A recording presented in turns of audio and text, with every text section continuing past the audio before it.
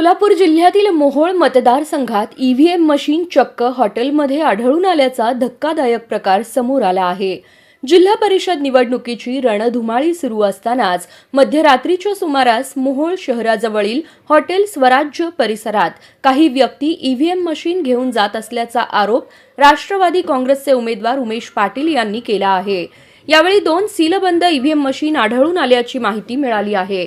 या घटनेमुळे प्रशासकीय यंत्रणेच्या कार्यक्षमतेवरही टीका होत आहे। उमेश पाटील यांनी संबंधित व्यक्तींना जाब विचारत हा प्रकार उघडकीस आणला। घटनेची माहिती मिळताच निवडणूक निर्णय अधिकारी डॉक्टर सीमा होळकर आणि पोलीस निरीक्षक हेमंत शेंडगे घटनास्थळी दाखल झाले।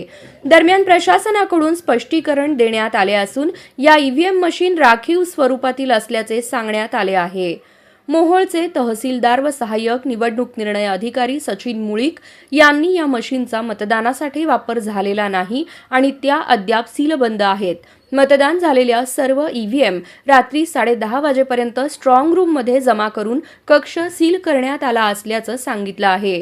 मात्र या प्रकरणाची सखोल चौकशी करण्याची मागणी उमेश पाटील यांनी केली आहे।